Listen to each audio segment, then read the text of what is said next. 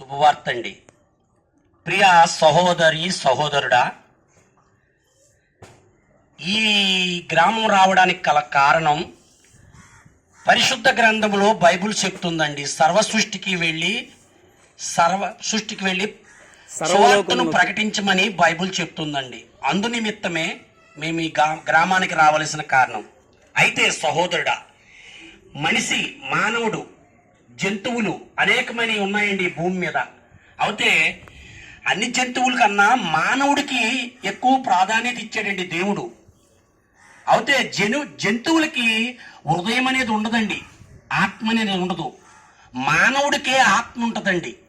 కనుక జంతువులు చనిపోతున్నాయి, మనము చనిపోతున్నామండి కొంతకాలం ఉండి.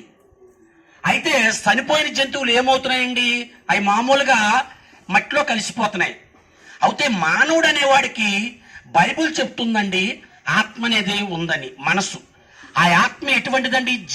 జీవము గలది. అది నిత్య జీవము గలదండి. దానికి సావు లేదండి ఆత్మకి. అయితే మనిషికి ఆత్మ అనేది ఉంది కాబట్టి మనం చచ్చిపోతున్నామండి కొంతకాలం భూమి మీద ఉండి. అయితే చనిపోయిన తర్వాత ఆత్మ జీవింపజేస్తుందని దేవుడు చెప్తున్నాడండి. కాబట్టి శరీరము నిష్ప్రయోజనం అండి. బైబిల్ ఏం చెప్తుందంటే ఆత్మ జీవింపజేస్తున్నది, శరీరము నిష్ప్రయోజనమైనదని చెప్తుందండి బైబిల్. కనుక ఏంటంటే మనం చనిపోయినా సరే ఆత్మ మాత్రం జీవింపజేస్తుందండి. ఆత్మ ఎవరిచ్చారండి? దేవుడండి. మనిషి ఆదికాండం, బైబిల్లో ఆదికాండంలో దేవుడు మొదటిగా మానవుణ్ణి తయారు చేసినప్పుడు ఆదాముని మట్టిని తీసి దాన్ని బొమ్మను చేసండి, అందులో ప్రాణం ఊదాడండి దేవుడు, ప్రాణవాయువుని. అదే దేవుడిచ్చిన ఆత్మ.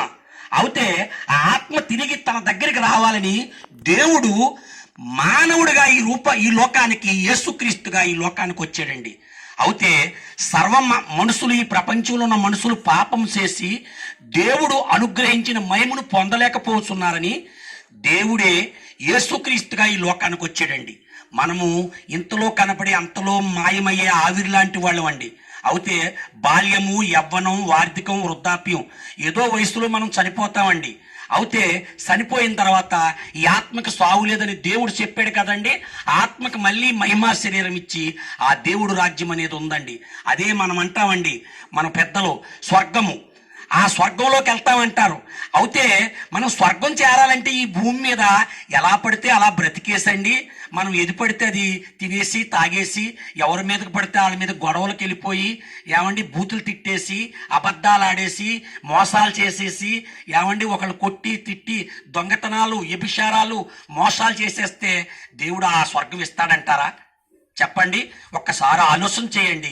సహోదరి సహోదరుడా, మిమ్మల్ని ఏదో బాధ పెట్టాలని, మిమ్మల్ని మేము హితబోధ చేయాలని కాదండి, దేవుడు మార్గం చెప్పాలని ఈ విధంగా వచ్చాం.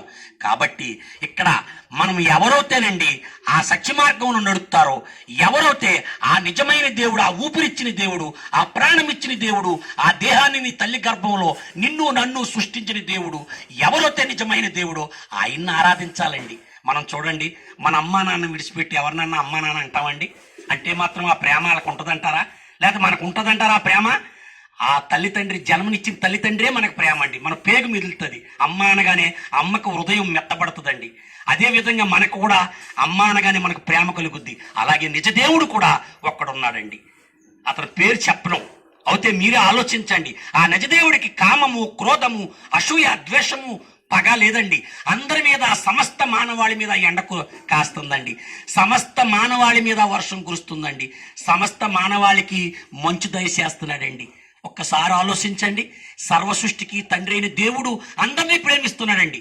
మనం చూడండి, మనకు 4 బిడ్డలుంటే ఒక బిడ్డ తప్పుడోడైనా సరే ఆడిని విడిచిపెట్టం, ఆడనే ప్రేమగా చూస్తామండి. కాబట్టి ఏంటంటే దేవుడికి అందరూ సమానమేనండి. కాబట్టి బైబిల్లో చెప్తున్నాడండి, నేనే సత్యమును, జీవమును, మార్గమునే ఉన్నాను, నాతో తప్ప తండ్రి యొద్దకు రాడన్నాడండి. అయితే మనం ఇక్కడ ఏ పని పడితే ఆ పని చేసేసి, ఎవరిని పడితే ఆయన్ని పూజించేసి, అయ్యా అది మనం దేవుడు అంటానికి మనం సరిపోమండి. ఇవాళ మనం ఏదో చేస్తామండి, మేమేదో చెప్తాం, ఇది కాదు, సత్యాన్ని తెలుసుకోండి, నిజం తెలుసుకోండి, అబద్ధాన్ని ప్రేమించకండి, నిజాన్ని ప్రేమించండి. చెప్పడానికే మీ గ్రామం వచ్చామండి. మేము ఇది డబ్బు ఆశించి కాదండి, మీ బంగారం ఆశించి కాదు, మీరు పెట్టే భోజనాలు ఆశించి కాదు. కానీ మేము నలుగురం బయటికి వెళ్తే 4, 5, 2,000 తెచ్చుకుంటామండి. ఈ డబ్బు కోసం కాదండి మేము వచ్చింది. మీరంతా నిజం తెలుసుకోవాలి.